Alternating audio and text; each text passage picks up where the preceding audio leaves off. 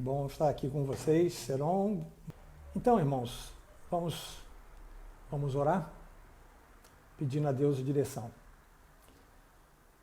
Senhor, nosso Deus, nosso Pai, nós queremos te agradecer, ó Deus, pelo dia que o Senhor nos dá. Queremos te agradecer, ó Deus, por essa oportunidade de meditar mais uma vez na Tua Palavra, que ela, ó Deus, possa ser bênção para todos nós e pautar esse dia que está iniciando agora. Nós temos muitas atividades, temos ansiedades, expectativas, mas queremos entregar tudo nas Tuas mãos, Pai. Que esse dia possa ser mais um dia na Tua presença, mais um dia em que buscamos fazer a Tua vontade. Abençoa-nos, ó Pai, dá-nos do Teu Santo Espírito, para que Ele mesmo, ó Deus, ensine ao nosso coração aquilo que precisamos ouvir. E nós te agradecemos desde já pela intervenção do Teu Espírito sobre nossas vidas. Fala-nos, ó Deus, e dá-nos um bom tempo com os irmãos e que a Tua palavra edifique, ó Deus, a cada um. Em nome de Jesus que oramos. Amém. Ok. Então nós vamos comentar agora um pouco sobre essa que foi a segunda viagem missionária de Paulo, né? Então, os cristãos que leem o Novo Testamento, eles podem perceber nitidamente que Paulo, Silvano e Timóteo saíram da Ásia em sua segunda viagem e foram para a Europa e fizeram isso debaixo da orientação do Espírito Santo. Se os irmãos estão lembrados do texto lá de Atos 17, o Espírito impediu que Paulo passasse para locais que ele gostaria de ir, que ele tinha intenção de ir. E acabou o conduzindo a Troade, né, que é um porto que fica na costa ocidental da Turquia.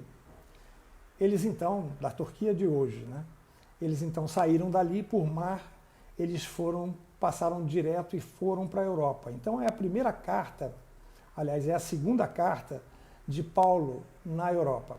Né? Segundo local que Paulo foi na Europa. O primeiro, então, foi Filipos e depois foi para Tessalônica. Né? Esses locais eram locais conhecidos, de importância. A cidade de Tessalônica chegou a ter 200.000 pessoas, era uma cidade grande para a época. E aquilo cumpria, então, uma estratégia de Paulo de chegar em locais que tivessem muita gente para que o evangelho pudesse ser espalhado o mais rápido possível e para mais lugares possíveis. Então, naqueles meses de inverno do ano 50, né, seriam meses difíceis para aqueles três homens. Né? Eles se defrontariam com perseguições que aconteceram desde Filipos, né? Mas eles também viram crescer o evangelho de Cristo e frutificar de forma singular. Filipos e Tessalônica, então, foram destinos importantes da Macedônia, né? A região que eles ficavam era chamada de Macedônia. E a palavra de Deus prosperou de forma impressionante naquelas duas igrejas, né? Eles ficaram por lá, naquela região, de 3 a 5 meses, mais ou menos, né? Mas, havendo a perseguição que aconteceu, eles tiveram que rumar para o sul. E foram então para Acaia. A Acaia é a parte mais ao sul da Grécia, né? Que envolvia inclusive Atenas e Corinto, né? Onde Paulo também organizou uma igreja lá. Então foi de Corinto exatamente que ele vai escrever para Tessalônica, preocupado que ele estava, né, com as perseguições, com tudo aquilo que tinha acontecido quando ele tinha deixado aquela cidade, né? Então, de lá ele endereça então essa carta, que é uma carta diferente da carta, por exemplo, aos próprios Coríntios, né, que ele escreveu de Éfeso. Essas cartas todas de Paulo, todas as cartas que ele endereça para igrejas, não para pessoas, como ele fez, por exemplo, para Onésimo, são cartas, normalmente cartas que trazem algumas admoestações. Havia alguma coisa de errado que Paulo trata de escrever para aquelas igrejas. Mas Tessalônica, eu acho que talvez seja a única carta que Paulo, a primeira carta e a segunda, ele vai admoestar. É mais uma carta de exortação para que eles andem, continuem a andar no caminho que eles estavam seguindo, né? Porque apesar de toda a perseguição que tinha acontecido, eles estavam realmente vencendo aquelas perseguições, né? Lidando com elas de forma que agradava a Deus. Então Paulo escreve uma carta de gratidão e encorajamento com relação, inclusive, à perseverança, né? Que também vai formar, junto com gratidão e encorajamento, o ponto alto dessa carta. Então eu vou ler a partir do versículo 2, sabendo que no versículo 1 é a saudação que Paulo faz em nome dele próprio, de Silas, que também é chamado aqui de Silvano, né, e também de Timóteo, né? Então a carta está na primeira pessoa do plural e começa assim: damos sempre graças a Deus por todos vós, mencionando-vos em nossas orações e sem cessar recordando-nos diante do nosso Deus e Pai da operosidade da vossa fé, da abnegação do vosso amor e da firmeza da vossa esperança em nosso Senhor Jesus Cristo.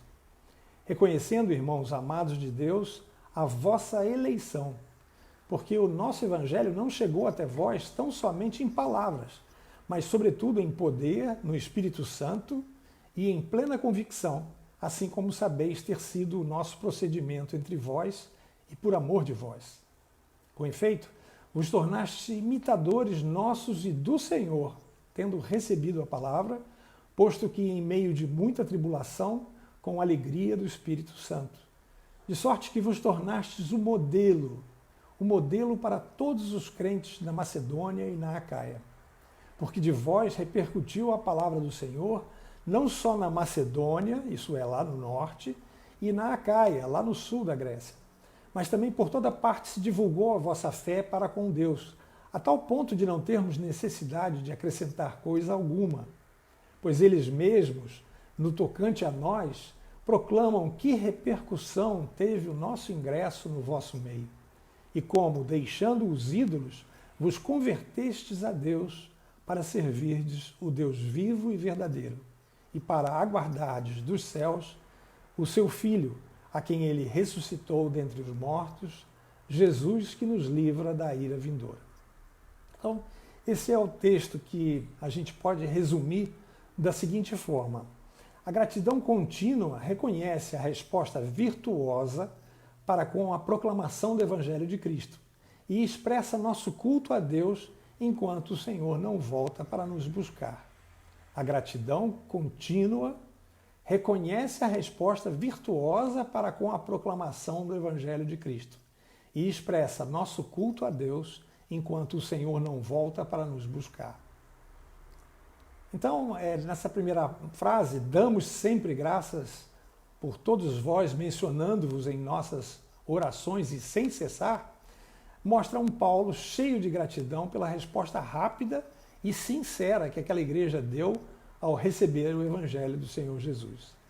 Muitas pessoas ouviram, né, quando Paulo, entrando nas sinagogas, ele pregou por 3 semanas seguidas, explicando a eles que Jesus era o Cristo. A partir daí, os judeus se voltam contra Paulo e Paulo, como fazia sempre, ele ia então para os gentios e falava para os gentios. Mas isso acarretou essa perseguição. Mas apesar da perseguição, aqueles irmãos abraçaram a fé com entusiasmo, né? E por isso Paulo se recordava deles e orava, o texto diz, sempre. E diz também que ele, sem cessar, recordava daqueles irmãos, né? Então eles oravam, ele orava sem cessar, né? Um destaque especial aqui que ele faz é para essas 3 principais atitudes ou virtudes, como vocês quiserem, né? Da fé, do amor e da esperança. Reparem que ele destaca aqui fé, amor e esperança. Ele faz isso como ele fez também na primeira carta aos Coríntios, no versículo 13, e também na carta aos Colossenses, no capítulo 1, versículos 4 e 5. Então, ele sempre destacava esses 3 aspectos aqui como virtudes principais da vida cristã, né? E elas podem ser claramente vistas aqui. Mas ele destaca isso de uma forma peculiar, porque aqui ele qualifica cada uma dessas virtudes da seguinte forma: que a fé deles, a fé dos tessalonicenses, era uma fé operosa, era uma fé que podia ser vista através das obras, né? Então essa dicotomia que muitas vezes é feita entre aquilo que Paulo pensava acerca da fé e Tiago, que dizia que as obras eram vitais, ela não existe para Paulo, né? Paulo reconhece claramente que a fé deles podia ser vista através das obras dele, né? Então eles também mostravam, eles também manifestavam entre si um amor diligente e dedicado, né? Um amor abnegado, um amor que era visto por obras. Aliás,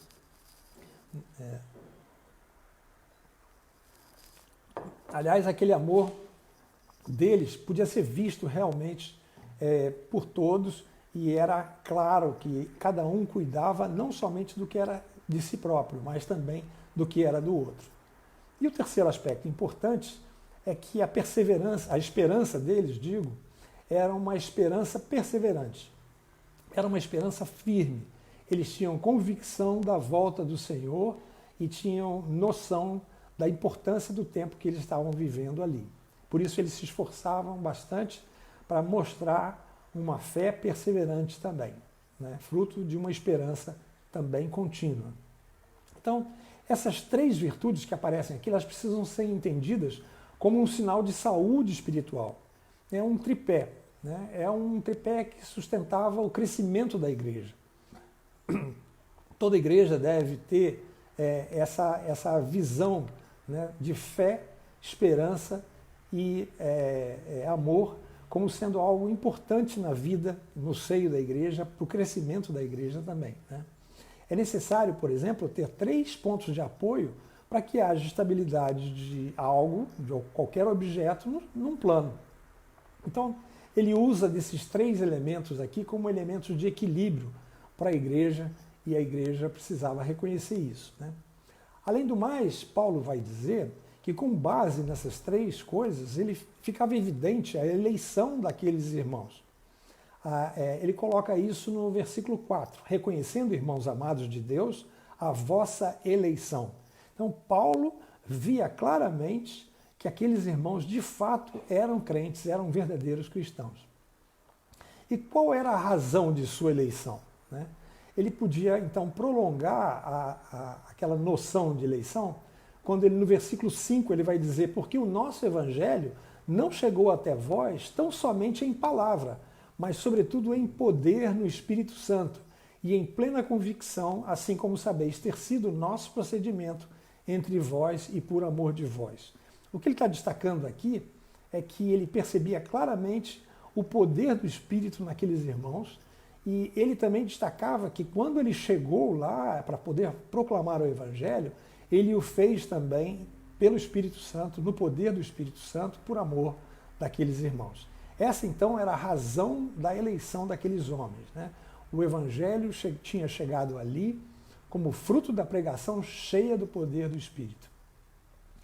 Então, quando o Evangelho é pregado com poder e também recebido através do Espírito, que regenera os corações, o Evangelho torna-se, então, irresistível. A conversão deles torna-se, então, evidente para Paulo. Mas, além do mais, aquela fé que Paulo podia visualizar, a eleição que ele podia ver, a questão do Espírito no coração daqueles irmãos, ficava mais claro ainda por causa da perseguição, né? O ambiente hostil, né, servia de pano de fundo para a fé daqueles irmãos. Então, além do mais, Paulo vai destacar que aqueles irmãos estavam imitando tanto a ele como ao Senhor Jesus. E aquilo era fruto de trazia grande alegria ao coração de Paulo.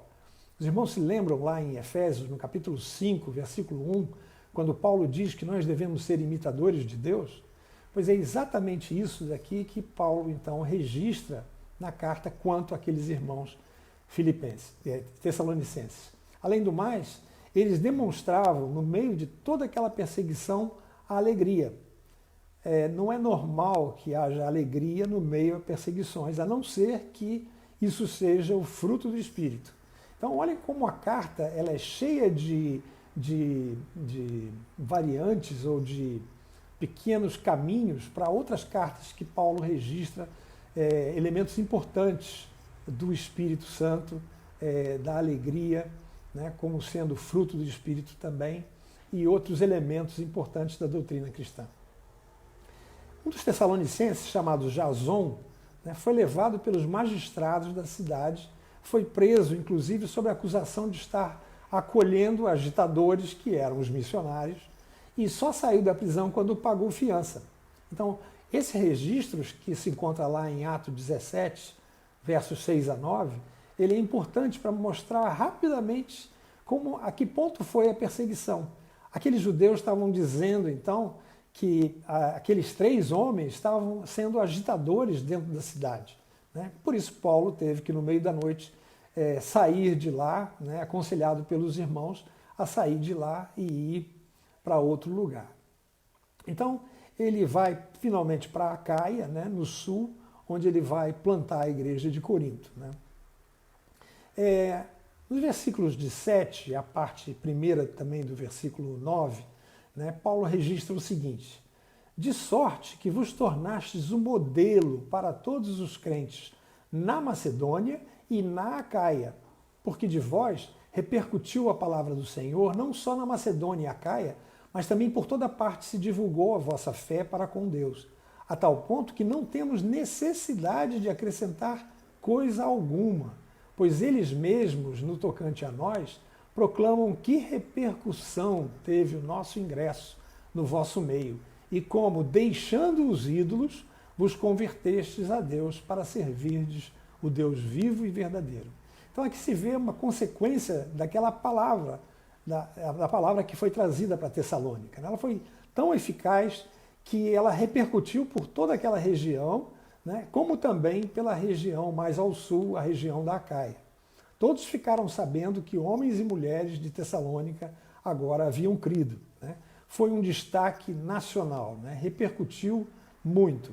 E a igreja de Tessalônica passou a ser considerada como sendo um modelo de igreja espiritual. Então é muito interessante que a gente perceba a importância que essa igreja teve e o desafio que ela representa para todos nós hoje. Tornou-se então notória a mudança radical deles, que a tal ponto eles chegaram de abandonar os seus antigos ídolos para voltarem-se a Deus. A gente vê que Paulo vai acumulando aqui registros daquela fé verdadeira que nasceu no coração daqueles crentes. Então, eles tiveram, a gente percebe então que Paulo aqui acrescenta essa questão do abandono dos ídolos, né, como uma noção mais objetiva, né, que ele tinha acerca da fé daqueles homens, né? Ele particularmente percebia neles a presença do Espírito, mas isso era um pouco mais subjetivo na visão de Paulo. Mas o fato deles estarem reagindo daquela forma à perseguição e reagindo de uma maneira bastante cristã à perseguição e tudo aquilo, atestava que a igreja de Tessalônica tinha colocado a sua fé com fundação em bases seguras, né? No versículo 10, finalmente, né, diz assim: e para aguardardes dos céus o seu Filho, a quem ele ressuscitou dentre os mortos, Jesus, que nos livra da ira vindoura. Ele fala aqui da ira vindoura, um assunto que ele vai tocar depois, nos capítulos 3 e 4 da carta, e ele dá uma nota de conclusão aqui dessa saudação inicial, essa ação de graças inicial que ele coloca, né? Então, ele dava mostra de que aqueles homens tinham, de fato, conhecido o Evangelho corretamente e que a esperança firme deles estava baseada, antes de mais nada, na esperança que eles tinham de que eles seriam salvos com Jesus. Quais são as implicações que a gente pode ver, né, ou meditar desse texto em nossas vidas? A primeira delas é que a gratidão deve ser uma das marcas das vidas que nós temos. No texto, Paulo agradece a Deus pela sua ação eficaz na conversão dos tessalonicenses e pelo benefício, né, que isso traria pela divulgação do Evangelho. A nossa oração deve ser incessante também pelas pessoas a quem pregamos o Evangelho e que têm recebido a palavra de Deus, né? A fé que as pessoas têm no início é uma fé muito, muito frágil, né? E por isso a gente deve orar constantemente com elas para que Deus seja favorável a elas e que firme os passos daquelas pessoas. Nós da Igreja Batista Maranata também estamos bem familiarizados com as 6 marcas de sucesso de uma igreja conhecida como os 6Ds. É claro que por marcas de sucesso a gente não entende que a gente busca o sucesso diante dos homens, mas o sucesso diante de Deus. Então, essas 6 marcas aqui eu cheguei a colocar, são dependência da graça, desenvolvimento espiritual contínuo, dedicação ao corpo, dons espirituais em exercício, desprendimento na mordomia e demonstração de amor ao perdido. Então, são 6 pequenas frases que começam com um D para facilitar a lembrança delas e que destacam, então, essas marcas de sucesso para nossa igreja, né? Mas a gente tem visto que Paulo ele simplesmente resumia em 3 virtudes principais aquilo que ele pensava de uma igreja equilibrada: fé, amor e esperança, né? Então, como cristãos, a gente tem que buscar esse equilíbrio também, tanto individualmente como a nível de igreja também, né? Então, o equilíbrio seria visível através de uma fé com obras, um amor cada vez mais abnegado aos irmãos, servindo aos irmãos, e uma esperança firme quanto à nossa eleição e quanto ao retorno de Cristo. Como é que você espiritualmente tem avaliado a sua vida? Como é que você tem visto, né, como é que você pode encarar a sua vida e ver se você está bem? Então, 3 aspectos você pode analisar segundo esses 3 critérios aqui, que são muito úteis para nós, né? Então, nossas vidas podem ser facilmente vistas, a nossa vida pode ser facilmente avaliada se nós consideramos esses 3 aspectos na nossa vida. Um outro aspecto que a gente pode considerar também é que a perseguição por causa da proclamação e da obediência à palavra é uma consequência possível que a gente pode esperar para as nossas vidas. Jesus, entretanto, promete àqueles que são seus que a nossa fé será recompensada, tornando-nos eternamente felizes. Olha o que Jesus diz aqui. Bem-aventurados sois quando por minha causa vos injuriarem e vos perseguirem e mentindo disserem todo mal contra vós. Regozijai-vos e exultai, porque é grande o vosso galardão nos céus, pois assim perseguiram os profetas que viveram antes de vós. Então parece que isso estava claro dentro da vida daqueles tessalonicenses, né? Mas um quarto aspecto que a gente pode considerar também é que para a gente falar com convicção da palavra de Deus, é vital que a gente dependa do Espírito Santo, né? Que a gente possa dar esse testemunho significativo. A nossa comunhão com Deus, né, no Espírito, ela também é vital. Por isso nós devemos estar sempre buscando nos encher do Espírito, né? Fazendo a confissão dos nossos pecados, que permite, então, que o Espírito Santo a luz do Espírito volte a brilhar nos nossos corações, né? Então nós temos buscado, nesse aspecto, imitar ao Senhor Jesus. Foi assim a vida dele. Na vida dele, ele viveu uma vida dependente do Espírito. Paulo também buscava fazer isso, né? Então, o nosso padrão de vida deve ser o de buscar imitar ao Senhor Jesus, que deu o exemplo para nós de como nós devemos viver uma vida dependente do Espírito. Então, a vida dessa igreja do passado é para nós um grande desafio, né? Ela traz lições importantes para todos nós. E eu queria te incentivar nessa semana a que você lesse o capítulo 2 também e meditasse com carinho nessa pequena carta, né? Na semana que vem a gente vai continuar também a abordar, fazer uma meditação nessa carta também. Vamos orar? Amado Pai Celestial, nós te agradecemos porque a tua palavra nos ensina como foi a igreja, a vida da igreja no passado, como aqueles irmãos, ó Deus, viveram. Alguns com problemas que permitiram a nós conhecer como era a visão apostólica, como deveriam ser tratados esses problemas pelos apóstolos que viveram então e receberam de Jesus o encargo de espalhar a tua palavra. Nós também vemos, ó Deus, que essas questões ligadas à fé, ao amor e à esperança são vitais para o nosso crescimento também. Nós te pedimos, ó Deus, humildemente, que o Senhor nos dê mais do teu Espírito, ó Deus, que o Senhor fortaleça mais a nossa fé, para que a gente continue a caminhada rumo aos céus. Obrigado a Deus, porque nós fomos feitos peregrinos pelo Senhor, peregrinos nessa terra, ó Deus, para que um dia nós estejamos eternamente contigo e possamos desfrutar de tudo aquilo que o Senhor tem preparado para nós. E nós sabemos, ó Pai, como o próprio Paulo falou, que um eterno peso de glória é destinado para aqueles que creem no Senhor.